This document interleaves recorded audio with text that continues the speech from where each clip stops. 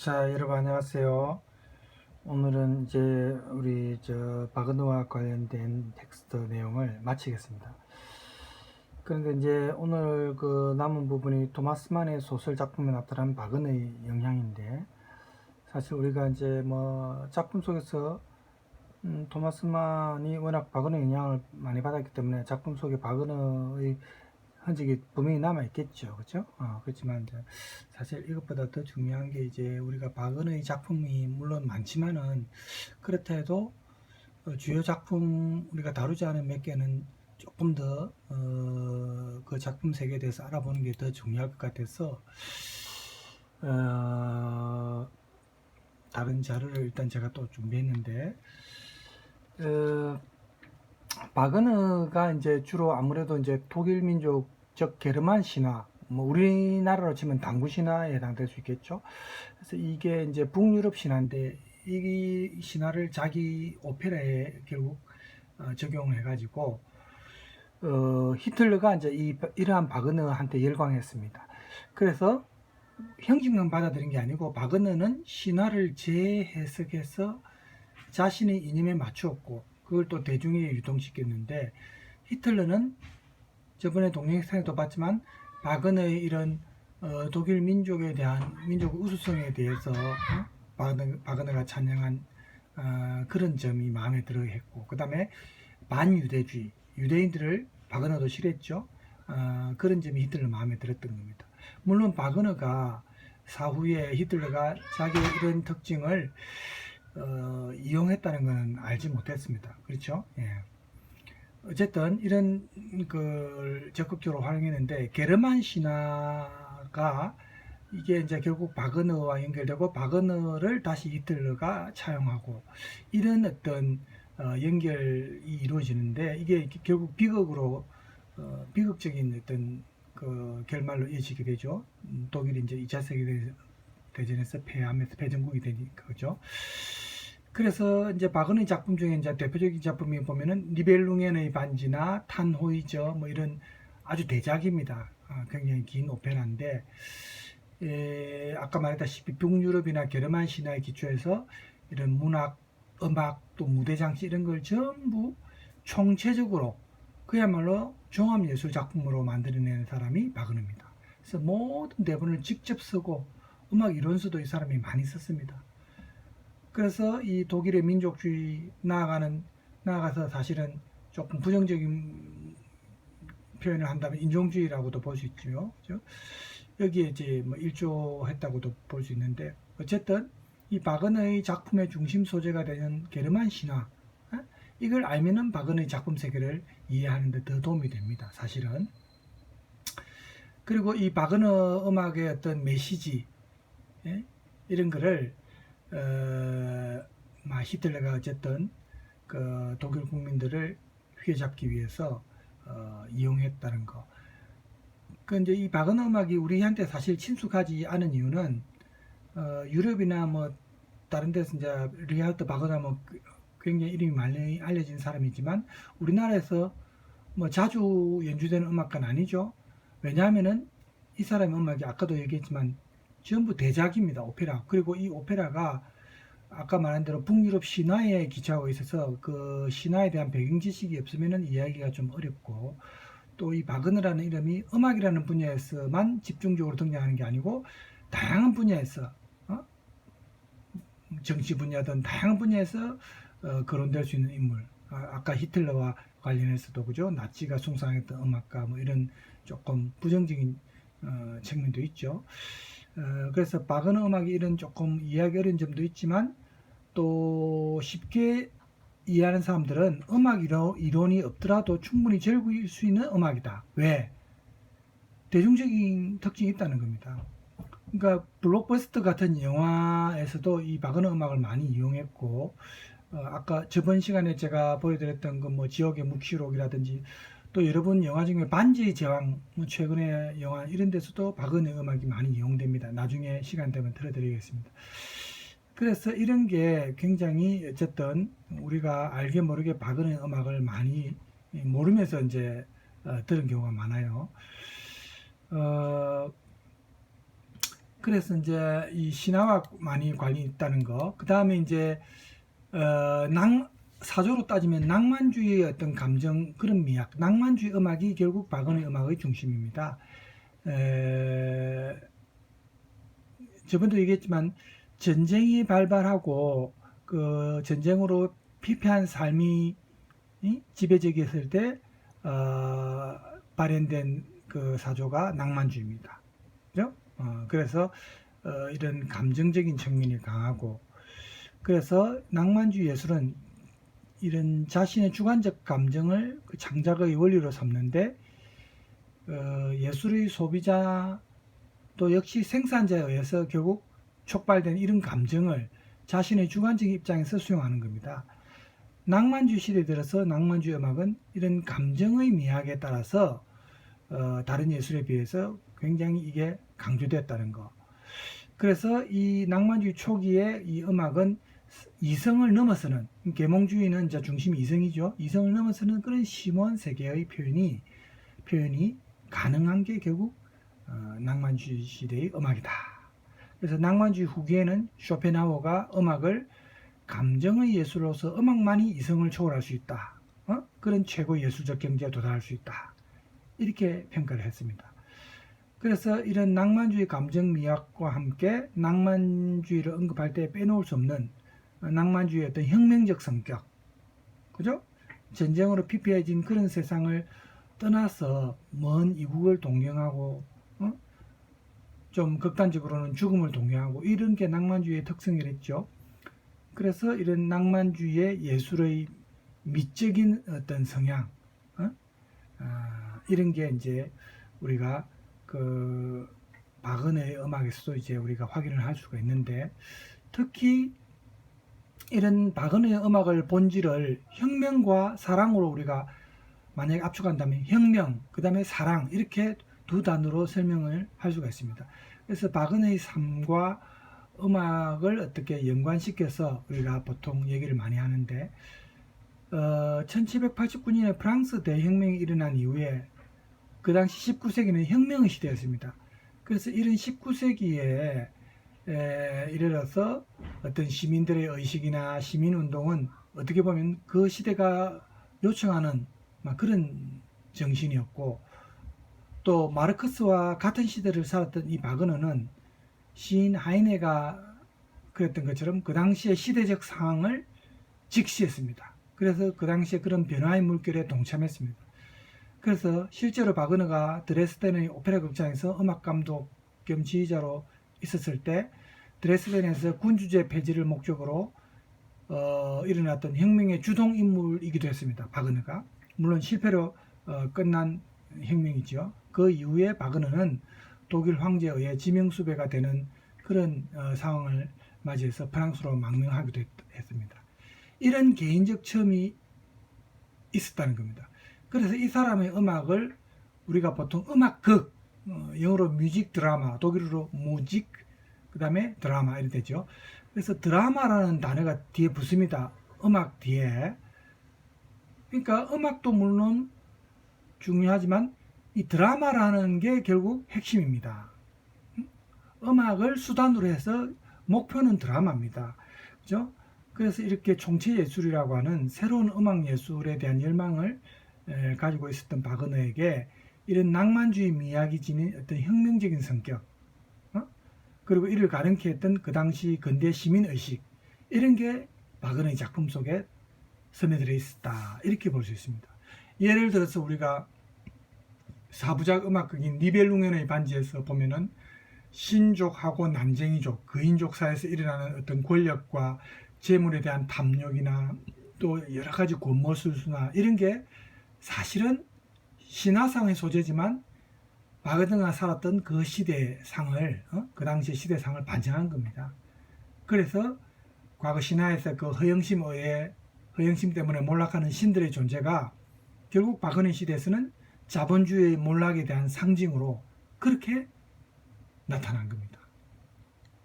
이건 이제 그림을 박현아 그것의 그림은 저 사진을 통해서 확인할 수 있죠.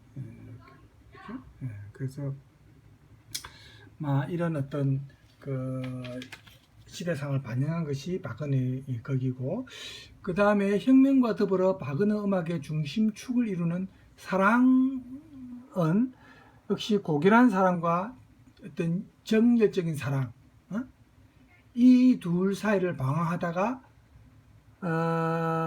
결국은 이제 예를 들어서 타노이즈 같은 작품에서는 순결한 처녀인 엘자베스의 희생으로 구원받는 게 이제 오페라 타노이즈고, 또 음악 트리스탄과 이졸데에서는 그죠? 그 이룰 수 없는 죽음으로써 완성하는 이룰 수 없는 사랑 이야기, 이런 게 이제 이 트리스탄과 이졸데죠. 여러분 트리스탄과 이졸데 이것도 신화 아닙니까? 그죠? 알죠? 그 뭡니까? 백부 마크 대왕 나이가 많은데 그과 결혼해, 예전에는 이제 그런 그 왕족끼리 이제 계약 결혼이 많지 않습니까? 그러니까 나이 차이가 엄청 많아도 딸 같은 사람하고도 이제 국가 간에 결혼시키고 이러죠. 그래서 마크 대왕에게 이제 그 숙부인데 이제 결혼시키기 위해 딸을 보내는데, 그 딸이 뭐 그 나이 든 할아버지 같은 사람하고 뭐 아버지 같은 존재인데 뭐 그렇게 사랑의 마음이 들겠습니까? 결혼하고 싶은 마음이 사실은 없겠죠. 그렇지만 어쨌든 국가 간의 결혼을 성사시키기 위해서 억지로 보내는데, 이때 사랑의 감정이 생기기 위해서 체험제를 시녀를 통해서 전달하는데, 시녀의 실수로 그 공주를 호위하던 트리스탄이, 이졸데와 트리스탄이 이 체험제를 마시게 되고 두 사람이 사랑에 빠지게 되지 않습니까? 그죠? 그리고 이제 결국 맺이지 못하니까 두 사람이 이제 비극적인 결말이 이루어지는데, 뭐 이런 트리스탄과 이졸데의 작품도 역시 이런 사랑, 이룰 수 없는 사랑의 이야기가 이제 바그너가 생각하는 사랑의 근원적인 문제입니다. 특히 이 음악극인 트리스탄과 이졸데는 바그너 자신과 또 자신을 후원했던 베젠동크라는 부인이 있습니다. 귀족 부인인데, 이 부인과의 이룰 수 없는 사랑을 사실은 자신의 경험이죠. 이거를 이제 통해서 작곡된 음악이 자기의 체험담이죠. 자, 이 음악 장면 중에 하나로 볼 수 있겠습니다. 그죠? 해당되는 장면. 그래서 이렇게 이제 바그너 음악의 특징이 이렇게 두 가지로 이제 우리가 나눌 수 있고, 그 다음에 음악사적으로 차지하는 위치가 이제 아까 말했던 총체적인 예술이라는 거, 이제 음악이 작곡뿐만 아니라 사실은 대본과 연출, 무대, 미술 이런 걸 전부 다 이 바그너 자신이 감당하는 것으로서 하나의 창작 예술의 통일성을 가지고 올 수 있다는 거. 이게 이제 바그너의 이제 장점이죠. 실제로 바그너가 아까도 말했지만 음악가지만 또 대본이 가지는 문학성 때문에 문학가로서의 평가도 굉장하죠. 그래서 이런 바그너의 다양한 재능은 사실은 자기 성장 과정에서부터 나온 겁니다. 어머니가 재혼함으로 인해서 계부가 된 그 루드비히 가이어가 어린 바그너에게 영향을 많이 끼쳤습니다. 이 사람이 배우이고 극작가였거든요. 또 화가이기도 했습니다. 그래서 어린 바그너가 사실 친아버지로 생각할 수 있을 정도로 두 사람이 관계는 좋았습니다. 그래서 이 아버지 때문에 경험하게 된 무대가 어린 바그너에게 있어서 이렇게 연극을 자신의 길로 생각하게 할 정도였습니다. 그렇지만 계부인 이 가이어가 이제 돌아가시고 바그너가 친아버지의 동생인 아돌프 바그너의 후견을 받게 되는데, 아돌프 삼촌은 학자로서 바그너의 문학적 재능에 또 영향을 미칩니다. 그래서 이렇게 성장 과정에서 이렇게 다양한 자질과 재능을 자기가 가지고 있지만 또 습득한 이런 내용, 이런 게 다 이제 바그너한테 영양분이 된 거죠. 그래서 바그너가 자신의 음악적 이상을 성취하기 위해서 몇 가지 음악적 장치를 고안해 가지고 자신의 음악에 적용한 게 이제 음악극이라는 새로운 음악이 탄생하게 됐는데, 만약에 이제 우리가 몇 개를 뽑는다면 반음계를 적극적으로 사용했다는 거, 그 다음에는 무한선율을 이 개념을 도입해서 연극과 음악을 어떤 일체감을 줄 수 있도록 강화한 거. 예? 그래서 이 음악에 의해서 진행되는 오페라에 있는데 이 음악이 중단되고 연극의 흐름이 또한 끊기게 하는 것으로서 이렇게 불편한 상황을 해소하기 위해서 이제 예를 들면 오페라의 주역 가수가 아름다운 아리아를 부르기 위해서는 일단 이전의 선율이 멈춰야 하죠. 그렇게 사이를 두고 시작된 아리아가 끝나면은 관객은 큰 박수가채를 보냅니다. 격려를 합니다. 가수를 격려하고 그때 무대는 정지된 TV 화면처럼 박수가 그칠 때까지 멈춥니다. 그래서 바그너가 이러한 오페라의 비연극적인 부분을 사실은 자기가 참을 수 없었던 거죠. 왜? 에? 이게 계속 연결이 돼야 되는데 너무 음악을 중요시 하더라고요. 그래서 이제 드라마를 좀 더 중요시 했다는 거. 그 다음에 세 번째는 라이트 모티프입니다. 유도 동기입니다. 그래서 바그너가 음악을 작곡하면서 주인공의 감정 상태에 따라서 사랑의 동기나 질투의 동기나 슬픔의 동기나 또 분노의 동기나 이런 어떤 정형화된 음형을 설정해 가지고 반복해서 적용하는 겁니다. 그래서 음악에 연극적인 특징을 부여하고 음악의 통일성을 가져오고자 한 겁니다. 그 다음에 전주곡 같은 거 뭐 이런 겁니다. 이런 게 어쨌든 바그너의 업적, 음악사에서 남긴 업적은 굉장합니다. 바그너 이제 사진이 나오죠. 그래서 바그너 본인이 베토벤에게서 교향곡이 완성되었다 이렇게 말했습니다. 그래서 그 음악에 이제 몰두했지만 이 바그너의 영향을 받은 뭐 버르크너와 말러 이런 사람은 교향곡에서 좀 더 확장된 그런 오케스트레이션의 효과를 통해서 바그너의 음악적 이상을 개성하기도 하고, 그래서 우리가 말하는 독일 가곡 있죠. 이 독일 가곡 분야에서 보통 독일어로 리트라죠. 여기에서 이제 볼프가 음악과 시의 보다 완벽한 결합을 만들어냅니다. 그래서 독일 가곡의 특징이 바로 음악과 시의 결합 아닙니까?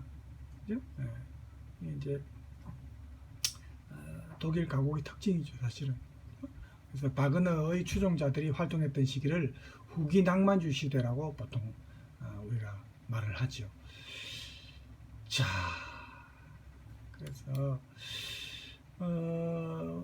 이제 우리가 저번에도 잠깐 드렸지만 바그너가 이제 스스로 대본을 쓰고 이제 이렇게 했는데, 바그너 음악 중에 이제 발키리 기행이 있죠. 이게 영화에서 많이 이용됐댔는데 스스로 볼까요? 대본을 쓰고 그걸 작곡을 하고 무대 연출까지. 발키리는 무엇이냐면 북유럽 신화에 나오는 요정들을 요정들입니다. 말하는데요. 네. 이 요정들은 전쟁터에서 죽음을 맞이한 영혼을 천국으로 올려보내는 역할을 한다고 하죠. 그렇다면 그들의 비행이 시작됐다는 것, 비행이 많다는 것은 전쟁이 시작되었다는 의미이기도 하죠. 이 음악은 코플라 감독의 영화 지옥의 묵시록 헬기 공습 장면에도 사용되어 저번에 봤죠? 유명해지기도 합니다. 자, 수요일을 이야기가 넘치는 서사적인 곡으로 준비했습니다. 클래식 오늘 바그너의 발키리의 비행입니다. 한번 들어볼까요? 음악만. 자, 제가 나오네요. 네.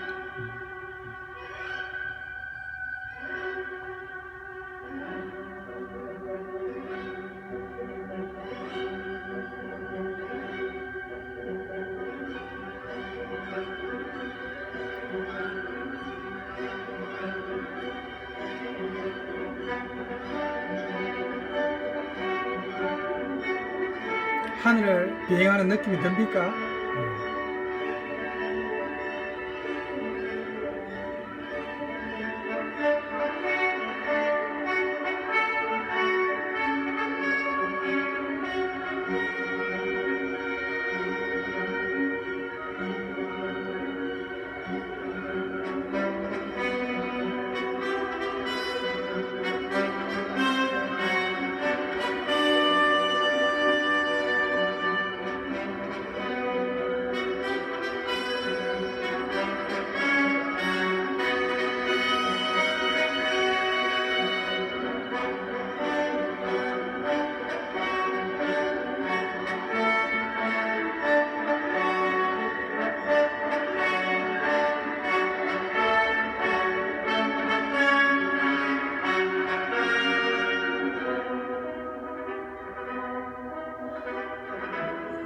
음악만 들으면 조금 지날 수 있으니까 제가 그림을 좀 보여드릴까요? 자, 이 발키리 기행과 관련된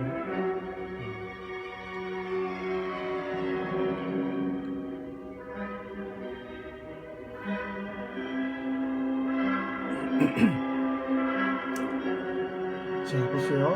북유럽 신화, 독일 신화 이제 영감을 받고 바그너가 그림 형제의 독일 신화를 읽고 영감을 많이 받았습니다. 그래서 그 키가 작은 소수민족 니벨룽의 민족 있죠. 우리 영화에서 반지의 제왕에서 난쟁이족 있잖아요. 그죠? 그래서 이 영화에서도 이제 음악이 나옵니다.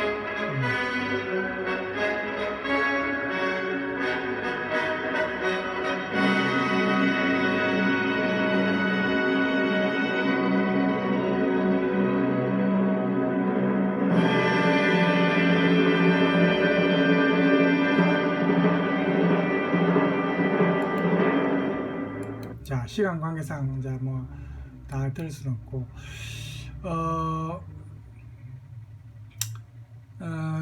그래서 이제 발키리 기행이 지금 방금 우리가 들었는데 이게 지금 여러분이 반지의 제왕을 보통 많이 봤으니까 이 영화에 보면 이제 거인족도 나오고 난쟁이족도 나오고 이게 전부 북유럽 신화거든요. 그래서 바그너가 자신의 오페라를 공연할 극장을 갖고 싶어 했는데 옛날 초창기에 그래서 자기를 후원했던 바이에른의 왕 루드비 2세를 설득해 가지고 독일 바이에른의 바이로이트에 극장을 설립했습니다. 지금 바이로이트 그 축제 있죠. 막 그게 이제 그 시초가 되었고 이 바이로이트 축제 극장은 1876년에 개장을 했는데 개장과 동시에 바그너의 대표작인 니벨룽겐의 반지가 초연됐습니다.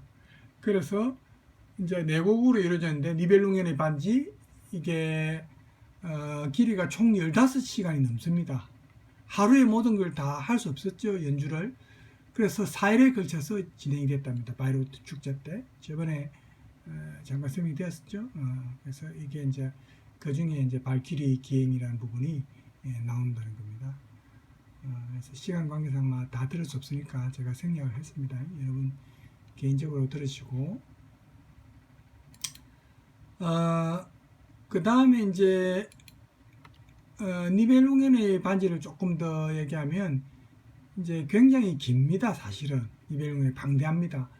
그래서 역시 이제 아까도 얘기했지만 바그너는 이 니벨룽겐의 반지가 음악을 중심으로 한 오페라가 아니라 연극적인 요소가 중심이 되는 음악극, 무직 드라마 이렇게 얘기했습니다. 그래서 오페라에서 표현의 수단인 음악이 목적이 되고 오히려 목적이어야 할 드라마가 수단이 되었다고 이제 자기가 비판하면서 음악극이라는 새로운 장르를 이제 만들었는데 기존의 오페라와 차별화 이제 한 거죠.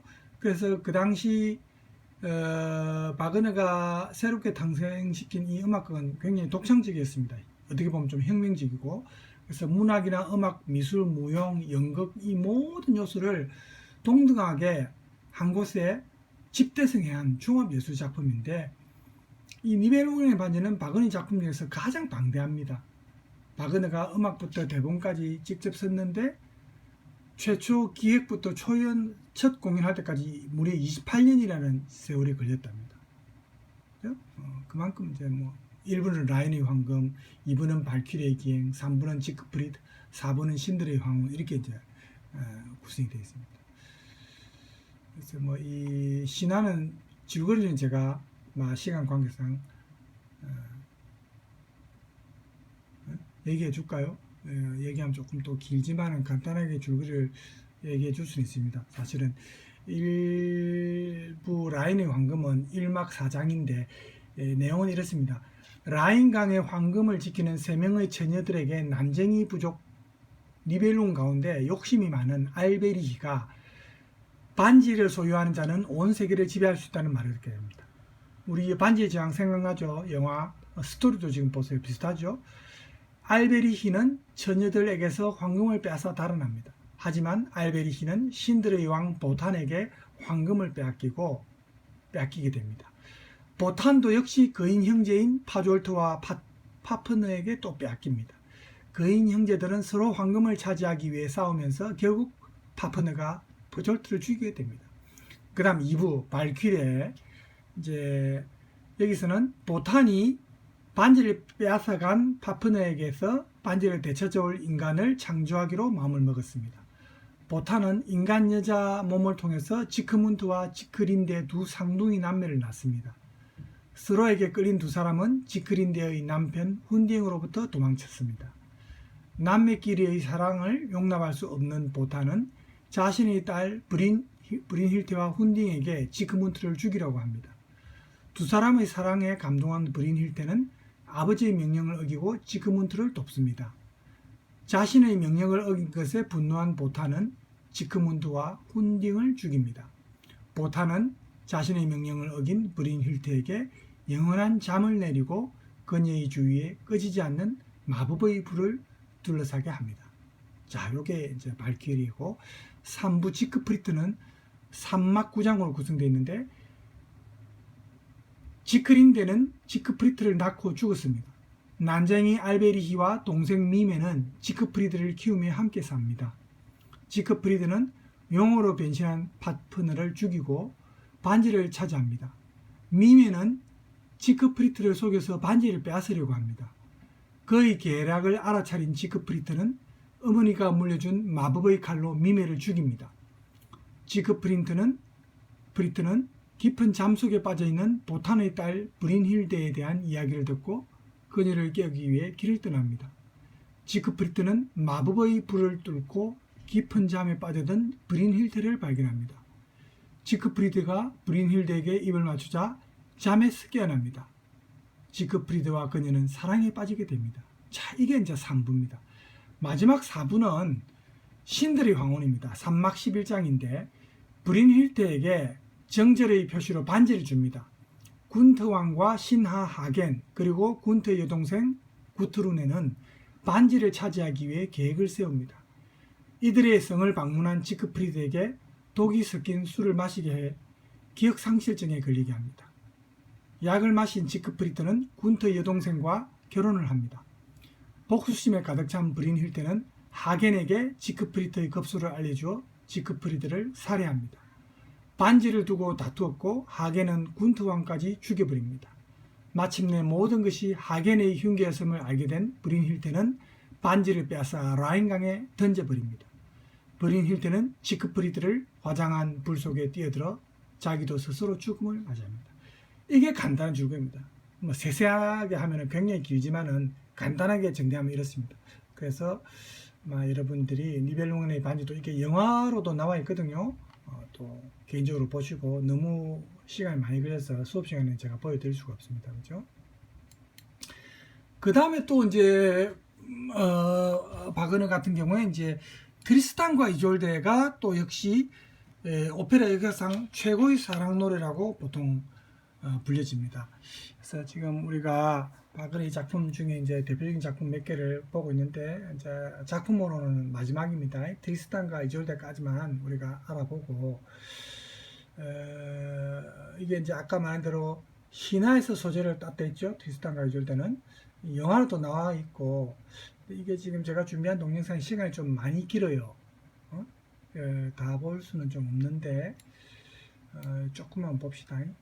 그 이야기는 오페라 역사상 최고의 사랑의 노래라고 그렇게 참 이룰 수 없는 사랑 때문에 얼마나 이제 마음 아파했는지를 대충 알 수 있죠. 그래서 생겨난 오페라입니다. 트리스탄과 이졸데입니다. 그 안드레아스 샤그라는 오스트리아 테너가 이제 트리스탄 역을 맡았던 작품. 오페라였었죠. 로마 국립오페라 극작 2016년 공연했던 그 작품입니다. 첫 번째입니다. 자, 이 바그너의 오페라를 이제 한번 보겠습니다. 제가 이전에 이제 바그너에 대해서는 자, 이거는 뭐 좀 건너뛰고요.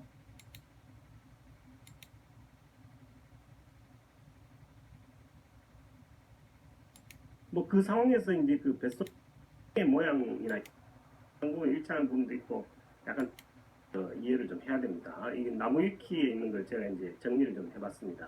아주 잘 정리. 트리스탄과 이졸데 내용을 소개하는 겁니다. 켈트족이라고 있습니다. 켈트족이 이제 지금 현재 이제 잉글랜드. 여러분 이제 아마 내용만 간단히 들어봅시다.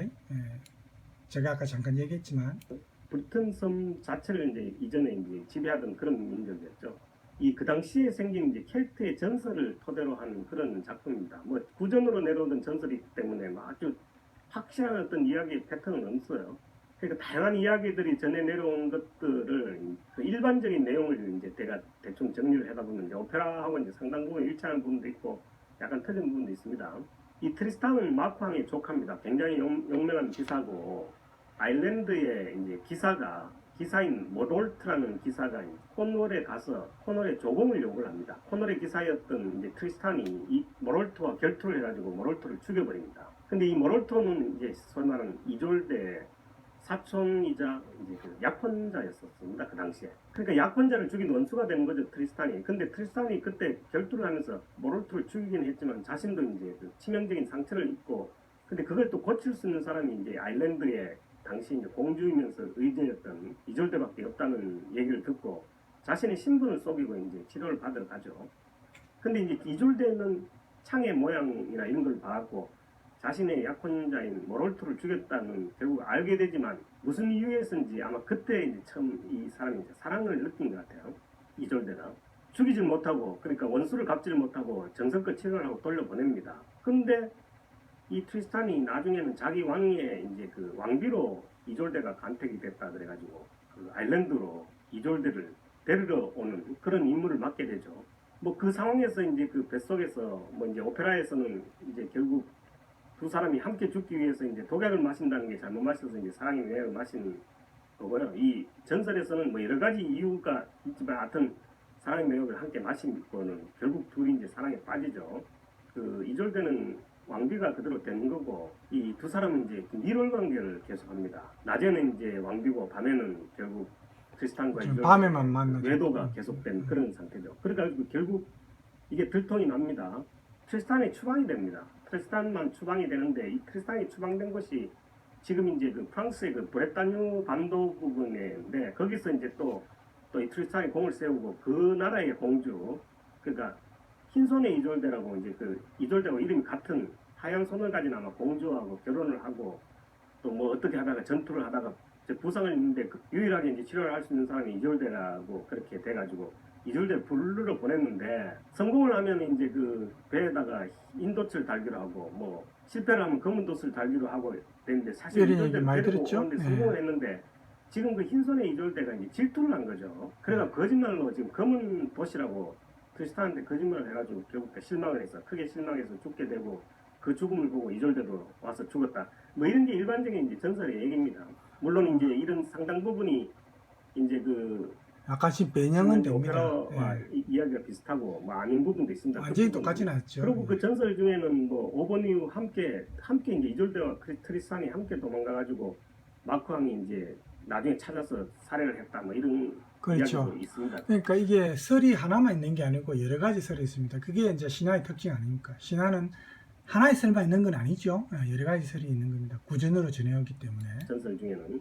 근데 이제 이 전설의 내용 중에서는 두 사람이 그렇게 오랫동안 사랑을 유지할 수 있었던 그런 이유를 잠을 잘 때, 동침을 할 때 중간에 칼을 이렇게 놓고 자서 육체적인 관계는 맺지 않았다. 뭐 이런 얘기도 있어요. 근데 실제로 이 오페라에서 이 대본을 보면은 사실 이 맛 같은 경우는 거의 그 배드신입니다. 우리가 흔히 그렇죠. 예. 두 사람이 그러니까 플라토닉한 사랑 이거는 아닌 것 같아요.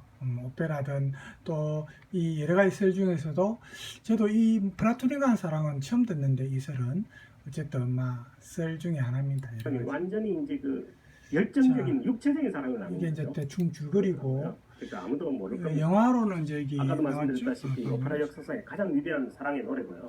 그다음에 켈트 전설을 기초로 해갖고 이 13세기에 슈트라스부르크라는 사람이 이제 작품을 쓴 거를 사실 지금 바그너가 가장 많이 참고를 했고요. 슈트라스부르크는 사실 약간 곡을 이제 바그너의 그 니벨룽이 반지처럼 그 라이트 모티브 전주곡을 한번 유로동이라는 들어볼까요? 그런 굉장히 적극적으로 쓰여진 그런 작품입니다. 들어봅시다.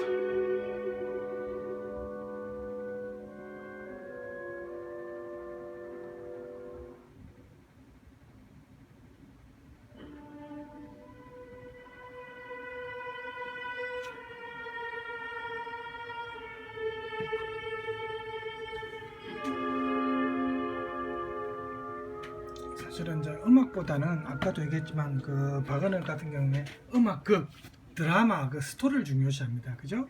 그래서 이제 사실은 음악만 듣는 것보다 오페라 그걸 사실은 봐야 더 실감이 나는 거죠. 맞죠? 맛보기로 조금만 봅시다. 전주입니다.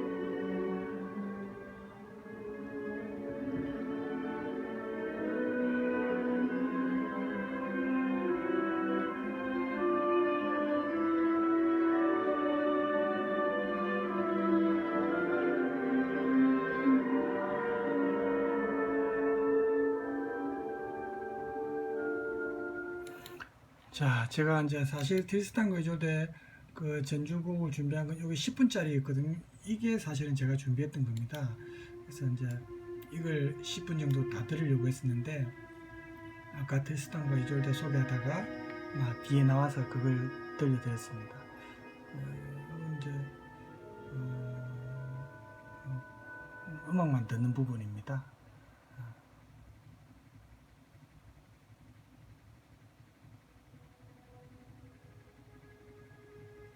이게 이제 우리가 수업 동영상으로 듣기에는 다 음악은 다 시간이 길죠. 그래서 우리가 느낌만, 분위기만 느끼고. 자, 끊겠습니다. 이제 계속 이어서 듣고 싶은 분들은 제가 이제 요 유튜브 주소를 가르쳐 드리면 이렇습니다. 이제 트리스탄과 이졸데 끝까지 듣고 싶으신 분들은 이용하시고. 자, 그래서 이제 마지막으로 저번에 로엔그린 우리가 뭐 결혼식에서 들었던 그 트리스탄과 이졸데 말고 이제 로엔그린 부분은 이것도 이제 뭐 서곡 전주곡 부분만 제가 조금 들려드리겠습니다. 지금 약속을 했기 때문에.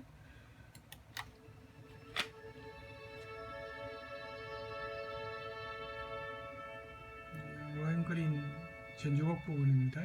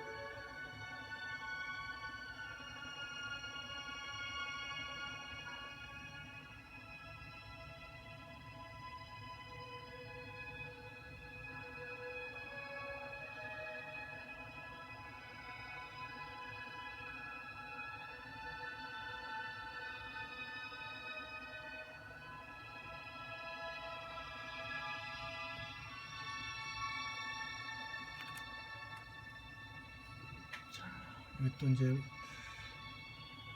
더 듣고 싶은 분은 주소가 이렇습니다. 유튜브 주소가.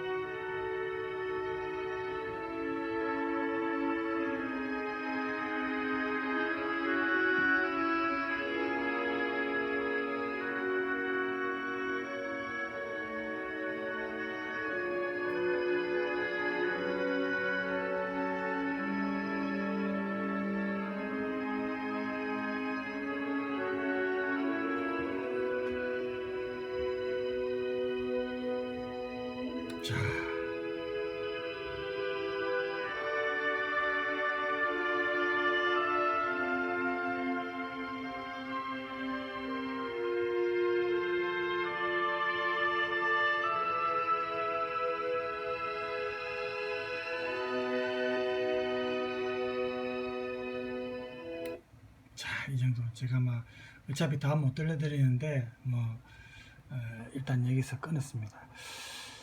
자, 그래서 박은호와 관련해서 이제 오늘 수업은 여기서 마치겠습니다. 사실은 저번에 얘기했지만 이 사람과 관련된 뭐 작품 세계든 또 인생사든 뭐 하면은 정말 한 학기 다 할 수 있을 정도로 분량이 많습니다만 우리가 제한된 뭐 그 시간 내에 해야 되니까 대표적인 작품과 이 사람의 음악극에 대해서 조금 초점을 맞춰서 했습니다. 그리고 이제 텍스트에서 남은 그 토마스 만의 소설 작품에 나타난 박은의 영향, 이 부분을 생략했습니다. 여러분이 개인적으로 읽어보시고, 그 니체든 토마스 만이든 뭐 다 박은혜와 관계가 있었던 사람들은 영향을 다 받았지 않겠습니까? 그죠? 그래서 작품 세계에서 틀림없이 그 영향이 남아 있습니다. 그래서 이거는 우리가 음악을 조금 듣는 걸로 대체했습니다. 우리가 텍스트 문구 뭐 박은혜 음악에 대한 영향 이런 거 좀 더 읽어보는 것보다 음악을 직접 듣는 거. 그 다음에 사실은 더 중요한 건 박은혜 같은 경우는 오페라 그걸 실제로 보는 겁니다. 그죠? 우리가 이제 뭐 바이로트 축제라든지 이런 데 가서 실제로 보고 그 분위기를 느끼는 게 더 중요하죠.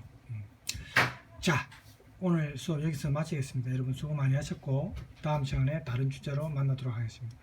네, 감사합니다.